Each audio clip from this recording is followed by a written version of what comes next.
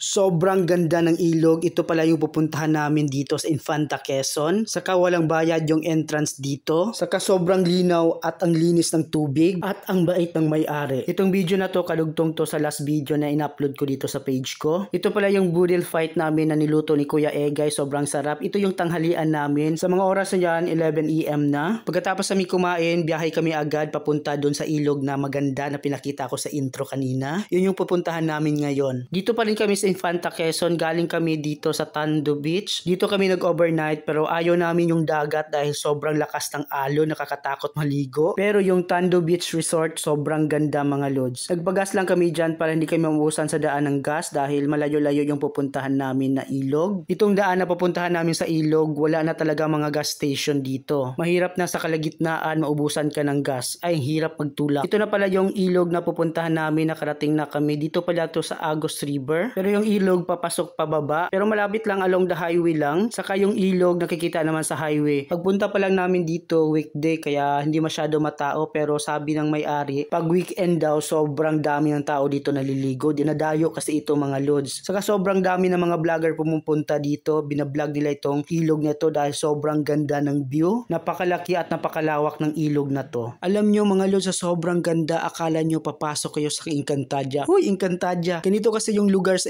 Encantadia, di ba nakita nyo kung saan sila nag-aaway doon sa Encantadia? Parang ganito yon, ang daming bundok na kapaligid. Huy, bakit nakasama na naman yung Encantadia dito? Pagdating pala namin dito, nagpark lang kami kasi may bayad yung parking lot dito. Sinalubong pala kami na may-ari yung nakablo na damit, si Kuya Esting. Napakabait dahil libre yung cottage namin. Pero pag parking na motor namin may bayad. Pag sasakyan ang bayad 20 pesos, pag motor lang dala mo 10 pesos. Itong ilog pala mabato mga lods. Pag balak yung mag-overnight, hindi kayo makatayo ng tent dito. Pero may mga cottage naman sila, sobrang dami. Saka mura lang naman yung cottage. Yung price ng cottage nagsisimula lang sa 500 to 1,000. Saka depende rin sa laki ng cottage. May malaki saka maliit kasi na cottage dito. Pagkakaalam ko yung price ng floating cottage 1,000 to pataas. Pero alam nyo ba mga lods, ang tubig dito sobrang lamig, parang tinunaw na yelo. Nakakanginig ng buto agad mga lods, sobrang lamig. Dahil itong tubig sa ilog galing sa bundok lahat kaya sobrang lamig. Kahit sobrang init ng panahon. Tingnan nyo nga mga kasama ko, parang bata. Pati ako dyan, sumali na ako. Parang mga first time lang nakaligo sa ilog. Sobrang saya. Saka ganito pala kaganda yung view dito mga lods. Napapalibutan ng bundok. Pero dyan sa taas may kalsada dyan. Yung dinaanan namin kanina. Bali sobrang dami ng cottage dito. Pag weekend dito, sobrang dami ng tao. Napupuno daw ito. Pag gusto nyo mag-relax, pumunta kayo dito weekday para wala masyadong tao. Hindi maingay. Tingnan nyo naman mga lods, yung tubig sobrang linis at linaw. Yun lang, itong tubig sa ilog sobrang lamig, parang tinunaw na yelo. Pag hindi ka mahilig sa lamigin, huwag ka na lang pumunta dito. Hindi ka talaga makakaligo sa sobrang lamig. Pag dito sa probinsya, kahit tirik yung araw, bigla na lang uulan. Ay naabutan nga kami ng ulan dyan habang naliligo. Saka ang mga oras na yan, bandang alas 3 na, pauwi na rin kami dyan. Sinulit lang namin yung pagtampisaw dahil matagal na panahon na naman kami makabalik dito. Dahil ang layo rin to sa Laguna. Kaya bihira lang makabalik dito. Saka shoutout pala sa lahat na taga Infanta, Quezon. Ang ganda ng lugar nyo at mababait ang tao dito. Saka shoutout rin sa lahat ng mga followers ko, saka sa mga bagong followers. Maraming salamat sa panonood ng mga video ko at suporta. Hanggang dito lang, maraming salamat sa panonood.